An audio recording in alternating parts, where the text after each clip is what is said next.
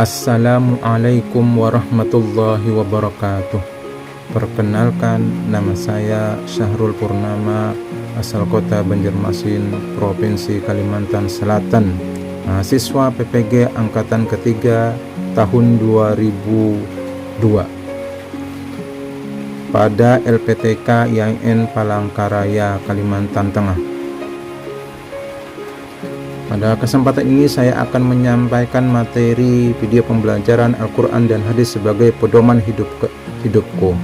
Saya mengharapkan kepada Bapak dosen untuk memberikan bimbingan, arahan apabila terjadi kesalahan, kekurangan dalam video pembelajaran yang saya sampaikan.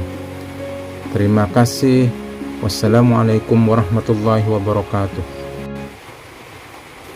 Assalamualaikum warahmatullahi wabarakatuh. Alhamdulillahi rabbil alamin, wassalatu wassalamu ala asrafil anbiya'i wal mursalin, sayyidina wa maulana Muhammadin wa ala alihi wa sahbihi ajmain. Amma ba'. Apa kabar siswi sekalian? Semoga kalian semua dalam keadaan sehat dan selalu dalam rahmat Allah Subhanahu wa taala. Amin ya rabbal alamin. Tema kita pada kali ini adalah Al-Quran dan Hadis sebagai pedoman hidupku. Adapun materi kita yang kita akan bahas, yang pertama Al-Quran, yang kedua Hadis, yang ketiga ijtihad, yang keempat pembagian hukum Islam, dan yang kelima menerapkan perilaku mulia. Kita masuk kepada sumber yang pertama, yaitu Al-Quran. Al-Quran dari segi bahasa berasal dari kata qara'a yaqra'u qira'atan Qur'anan, yang berarti sesuatu yang dibaca atau bacaan. Al-Quran secara istilah kalamullah yang diturunkan kepada Nabi Muhammad SAW dalam bahasa Arab yang sampai kepada kita secara mutawatir, ditulis diawali dengan surah Al-Fatihah dan diakhiri dengan surah An-Nas, dan membacanya sebagai ibadah dan sebagai mukjizat Nabi Muhammad SAW dan sebagai petunjuk seluruh umat manusia. Sedangkan kedudukan Al-Quran adalah sebagai sumber hukum Islam yang pertama, sebagaimana firman Allah Subhanahu wa taala dalam Quran surah An-Nisa ayat 59 yang berbunyi, A'udzu billahi minasy syaithanir rajim. Bismillahirrahmanirrahim. Ya ayyuhalladzina amanu atti'ullaha wa atti'ur rasula wa ulil amri minkum. فَإِن تَنَازَعْتُمْ فِي شَيْءٍ فَرُدُّوهُ إِلَى اللَّهِ وَالرَّسُولِ إِن كُنتُمْ تُؤْمِنُونَ بِاللَّهِ وَالْيَوْمِ الْآخِرِ ذَلِكَ خَيْرٌ وَأَحْسَنُ تَأْوِيلًا. Artinya, wahai orang-orang yang beriman, taatilah Allah dan taatilah Rasulnya Muhammad sallallahu alaihi wasallam dan ulil amri, pemegang kekuasaan di antara kamu. Kemudian jika kamu berbeda pendapat tentang sesuatu, maka kembalikanlah kepada Allah Subhanahu wa taala Al-Quran dan Rasulnya Sunnah. Jika kamu beriman kepada Allah dan hari kemudian, yang demikian itu lebih utama bagimu dan lebih baik akibatnya. Adapun kandungan hukum dalam Al-Quran, yang pertama akidah atau keimanan. Akidah terkait dengan keimanan terhadap hal-hal gaib yang semua terangkum dalam arkanul iman, rukun iman. Yang kedua syariah ibadah, yaitu tata cara ibadah baik yang berhubungan langsung dengan al-khaliq pencipta maupun makhluk yang diciptakan. Adapun yang ketiga akhlak, budi pekerti. Al-Quran menuntun bagaimana seharusnya manusia berakhlak atau berperilaku, baik akhlak kepada Allah SWT, kepada sesama manusia, dan terhadap makhluk yang lainnya.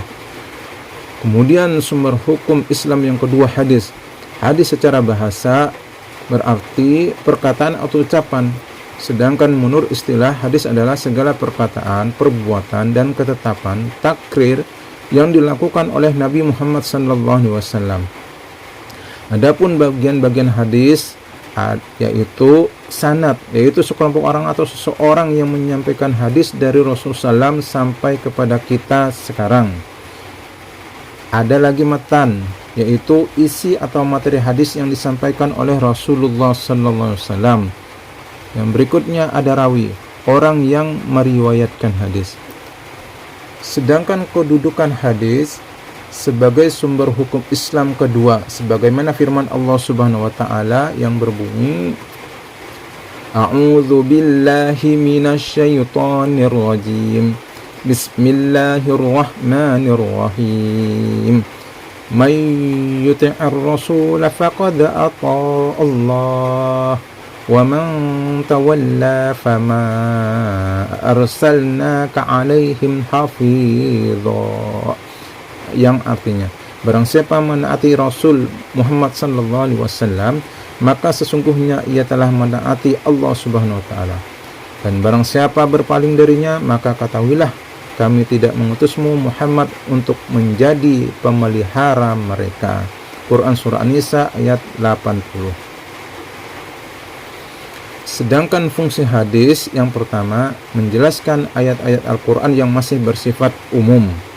Yang kedua, memperkuat pernyataan yang ada dalam Al-Quran. Yang ketiga, menerangkan maksud dan tujuan ayat. Yang keempat, menetapkan hukum baru yang tidak terdapat dalam Al-Quran. Macam-macam hadis, ada hadis mutawatir, hadis masyhur, ada hadis ahad. Hadis mutawatir, hadis yang diwayatkan oleh banyak perawi, baik dari kalangan para sahabat maupun generasi sesudahnya, dan dipastikan di antara mereka tidak bersepakat dusta. Hadis masyhur, hadis yang diriwayatkan oleh 2 orang sahabat atau lebih, yang tidak mencapai derajat mutawatir, namun setelah itu tersebar dan diriwayatkan oleh sekian banyak tabi'in, sehingga tidak mungkin bersepakat dusta. Kemudian hadis ahad, hadis yang hanya diriwayatkan oleh 1 atau 2 orang perawi sehingga tidak mencapai derajat mutawatir. Dalam hadis ahad ini dibagi lagi menjadi beberapa bagian hadis. Yang pertama hadis sahih, hadis yang kuat. Kemudian ada hadis hasan di bawah tingkatan hadis sahih. Kemudian hadis dhaif, hadis lemah.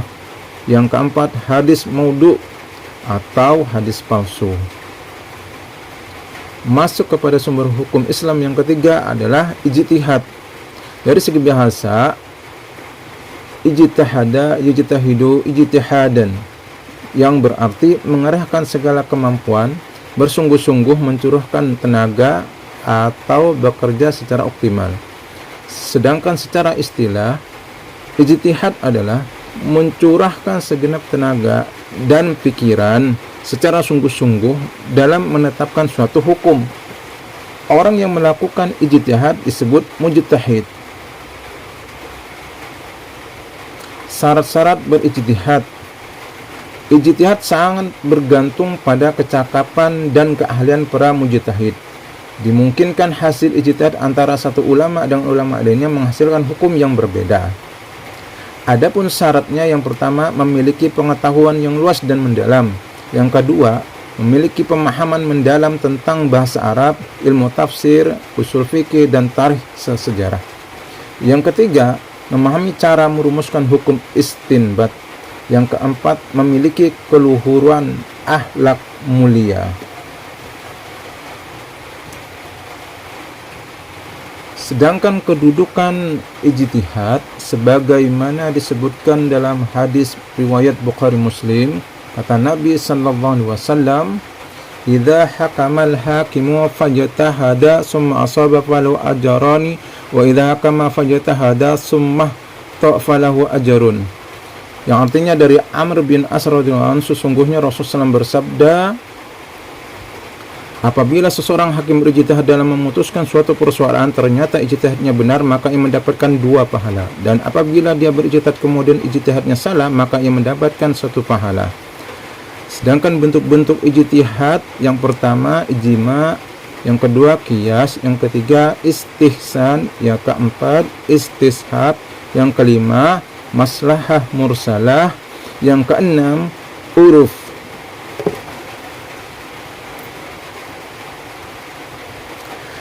Selanjutnya pembagian hukum Islam. Pembagian hukum Islam menjadi dua, hukum wad'i dan hukum taklifi. Hukum wad'i yang artinya perintah Allah SWT yang merupakan sebab syarat atau penghalang bagi adanya sesuatu. Hukum taklifi artinya tuntunan Allah SWT yang berkaitan dengan perintah dan larangan.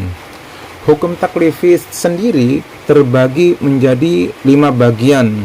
Yang pertama wajib, artinya dikerjakan mendapatkan pahala, ditinggalkan mendapatkan dosa. Yang kedua sunnah, artinya dikerjakan mendapat pahala, ditinggalkan tidak berdosa. Yang ketiga haram, artinya dikerjakan mendapatkan dosa, ditinggalkan mendapatkan pahala. Yang keempat makruh, artinya dikerjakan tidak berdosa, ditinggalkan mendapatkan pahala. Yang kelima adalah mubah, yaitu boleh dikerjakan dan juga boleh ditinggalkan. Pembahasan terakhir adalah menerapkan perilaku mulia. Berdasarkan penerapan perilaku mulia berdasarkan dari pemahaman Al-Quran dan hadis dan ijtihad. Yang pertama adalah satu, gemar membaca dan mempelajari Al-Quran dan hadis baik ketika sedang sibuk ataupun santai. Yang kedua, berusaha sekuat tenaga untuk merealisasikan ajaran-ajaran Al-Quran dan hadis. Yang ketiga, selalu mengonfirmasi segala persoalan yang dihadapi dengan merujuk kepada Al-Quran dan hadis, baik dengan mempelajari sendiri atau bertanya kepada yang ahli di bidangnya. Yang keempat, mencintai orang-orang yang senantiasa berusaha mempelajari dan mengamalkan ajaran-ajaran Al-Quran dan Sunnah.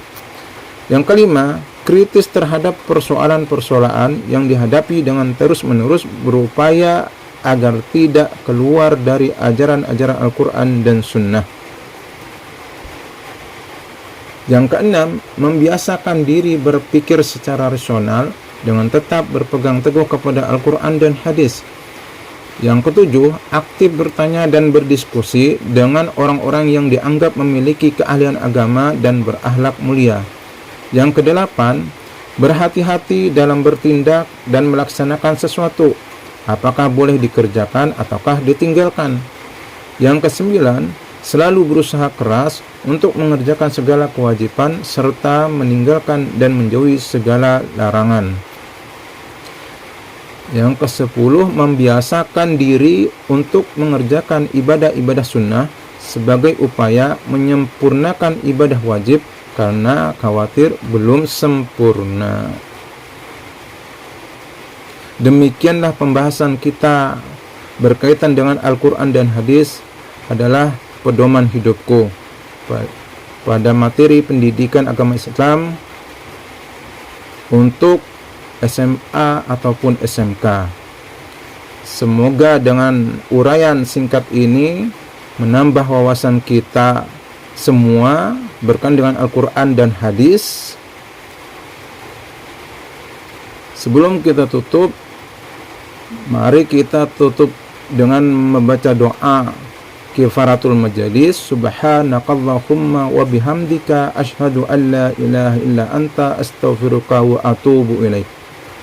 Assalamualaikum warahmatullahi wabarakatuh.